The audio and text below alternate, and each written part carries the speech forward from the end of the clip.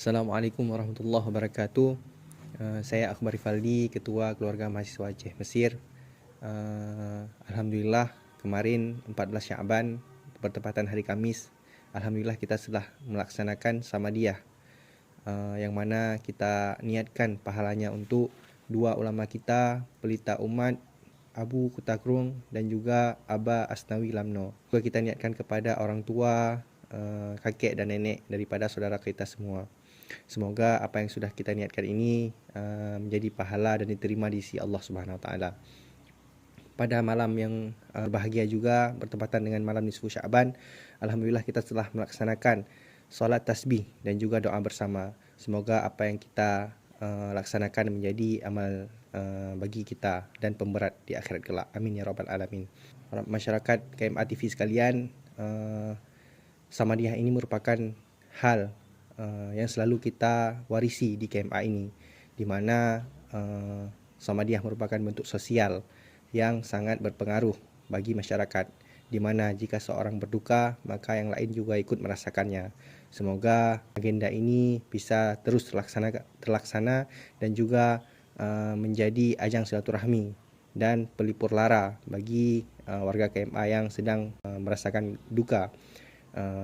Kita ucapkan terima kasih banyak kepada masyarakat yang telah berhadir.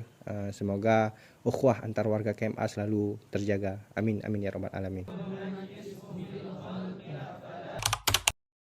Assalamualaikum Tengku Rozan, gimana sehat ah? Alhamdulillah, waalaikumsalam, sehat. Ini guna Tengku. Nah pertanyaan berikut kan? Gimana menurut Ron sosok Abu Kutakrung, sosok almarhum Abu Kutakrung, selaku Ron kalau dijak di daerah Gopnyan kan? Ceritakanlah berikut tentang Gopnyan. Gimana? Jadi Abu semasa kamu jak bud ide, yang terutama Abu mempengaruh tat dengan kamu karena Abu merupakan ayah rohani kamu. Jadi di saat Abu kan wabah Allah, nyo kamu sangat berat tat terpukul, ibaratkan anu gadah uring si. Maka begitulah kamu keadaan kamu ketika Abu Kuta akan tinggal kamu.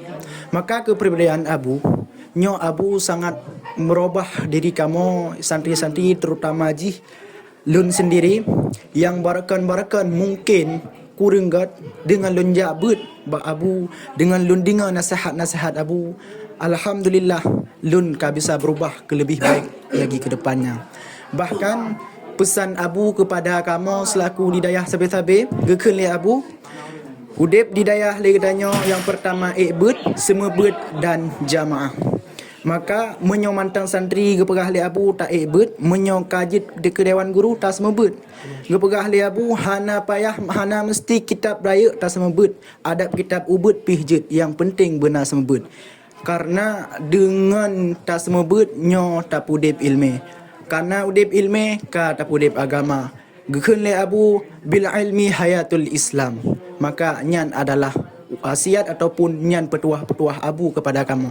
Maka daripada petuah-petuah nyan yang dapat merubah diri kamu.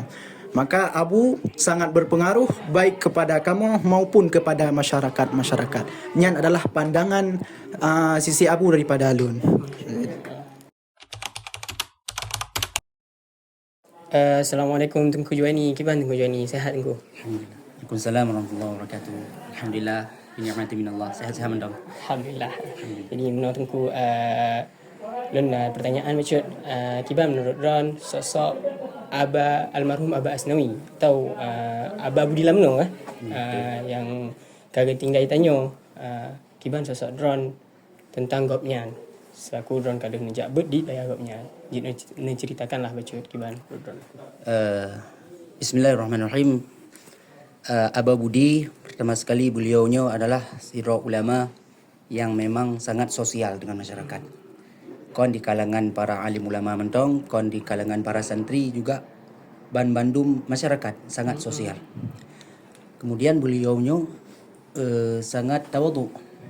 Pertama dari sosial beliau, lun pernah menjame bak rumah beliau. Artinya nalun bak keluarga. Sangat gelayani menangkat. Sangat sehingga keluarga kamu yang pernah menjame dalam rumah Gopnyan hana kaku. Jadi hana pernah kamu teim Walaupun hana dari kamu pertanyaan, na dari beliau pertanyaan sendiri. Pokoknya ketika kamu im, tetap beliau pesambung lom pertanyaan yang lain. Kiban di kampung, kiban saudara, kiban keadaan ide. Perana padung roana, pokoknya tetap nabahan dari kamu. Sehingga kamu jame terharu sekali. Terharu sangat sosok almarhum yang kamu cintainya.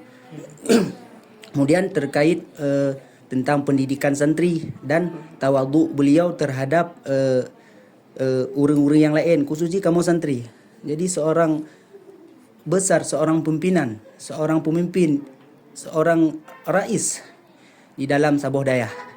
Jadi beliaunya ketika getamong dalam Dayah, jadi tetap gesapa santri. Walaupun yodeh kena tingkatan kelas 1, kelas 2 sampai kelas 7 dan seterusnya dewan guru, siapa saja munyoka di hadapan beliau tetap gesapa. Gelah padum dengku. Pat lokal drone dengku. Pakoh hanan ebet. Lagi kan. Jadi sapaan dan teguran yang sangat luar biasa sehingga kamu di samping pemulia gopnyan, hormat gopnyan dan segan. Segannya kon berarti takut tapi memang segan karena menghormati, seperti itu ya. Nyan. Kemudian yang terakhir beliaunya sosok ulama yang memang moderat sekali. Apalagi dari kamu pantai barat selatan yang mungkin maklum masyhur lah terjadi pro dan kontra dari Sabah hal lagi kan. Tapi oleh almarhumnya tetap keun bak kamu gak amanahkan bak kamu tanyo tetap bersatu, tanyo tetap Islam dan tanyonya tetap cerai beri.